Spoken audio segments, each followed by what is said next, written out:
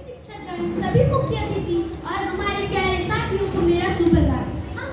हम केजीबीपी 4 से आए हैं और आज आप सबके समक्ष एक रोल प्ले प्रस्तुत करने जा रहे हैं जिसका थीम है स्वस्थ पढ़ना।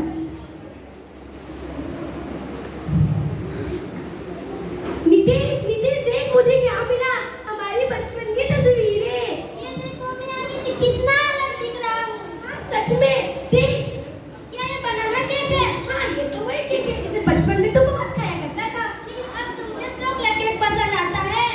ओह, सही कहा। और ये देख मेरी पीली फ्रॉक जो माँ ने मुझे पहनाई थी।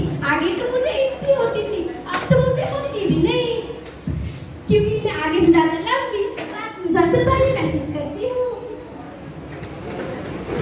और हाँ, अब मैं पक्का कह सकती हूँ कि हम अब ऐसे कपड़े पहन के अपने दोस्तों के पास जाना पसंद नहीं करेंगे, क्योंकि हमें शर्म आएगी ना। चलो बच्चों कुछ फल खा लेना। हाँ, तुम लोगों की बातें मैंने सुनी, क्या बातें कर रहे थे? माँ हम अपने बचपन की तस्वीरें देखी है, बातें कर रहे थे कि पहले हमारी पसंद कुछ और अब हमारी पसंद कुछ और। क्यों है माँ? ऐसा क्यों माँ? ऐसा इसलिए है क्योंकि तुम जैसे जैसे बड़े होगे वैसे वैसे तुम्हारे शरीर में बहुत तरह की बदलाव आएगी। युवावस्था में इंसान के शरीर में बहुत तरह की बदलाव आती है। और हाँ, और लड़कों लड़कियों में हार्मोन भी शामिल होते हैं जिसके कारण प्रजनन करने में सक्षम हो जाते हैं। जैसे कि 9 से 16 साल की लड़कियों में हर महीने 3 से 5 दिन तक मासिक धर्म शुरू हो जाता है। और जानते हो बेटा, क्या पापा?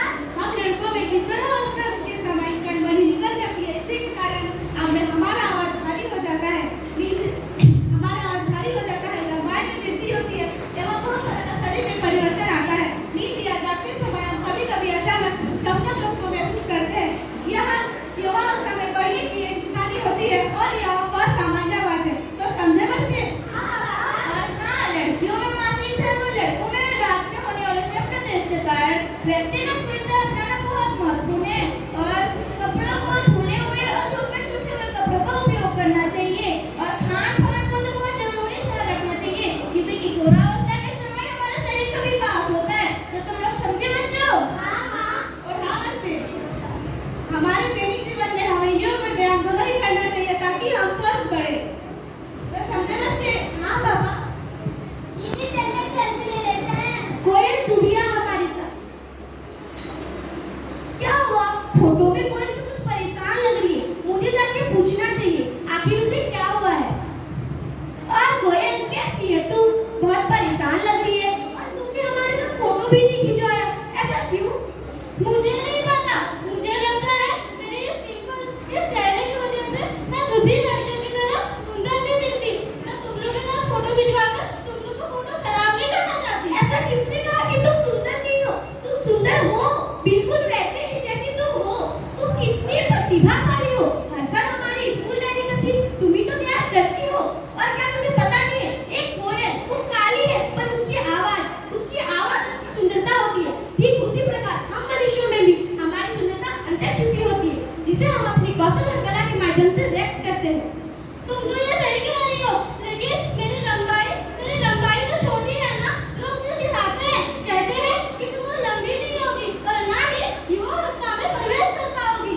मेरी दादी मुझसे कहती है कि लड़कियों को माहवारी आने के बाद उसकी लंबाई बढ़ती नहीं है। और हाँ, तुमको पता है हमारे गाँव में बोला जाता है कि सनकती लड़की को जलाना भी चाहिए, उसे अशुभ माना जाता है। ये सब तो किशोरावस्था को लेकर भ्रांतियां हैं। और हम गाँव में तो हमें ये भी कहा जाता है कि माहवारी के वक्त हमें अशुद्ध माना जाता है। तुम ये नहीं कर सकती, तुम मंदिर नहीं जा सकती, तुम खेल नहीं सकती, तुम यहाँ तक पेड़ पौधे अचार वगैरह छू नहीं सकती। यहाँ तक जो हम इस्तेमाल करते हैं सैनिटरी नैपकिन उसे भी तुम जला नहीं सकती। ये सब चीजें सिर्फ भ्रांतियां हैं। इन सोचों को हमें बदलना है और आगे सब समाज में सबको जागरूक करना है। तुम्हारा तो ठीक है बहन, मेरा देखो मैं तो पोलियो से ग्रस्त हूँ। अगर मेरे मम्मी पापा हमको समय से पोलियो की 2 बूंद दिए होती तो आज मैं अभी बाकी बच्चों को जैसे स्वस्थ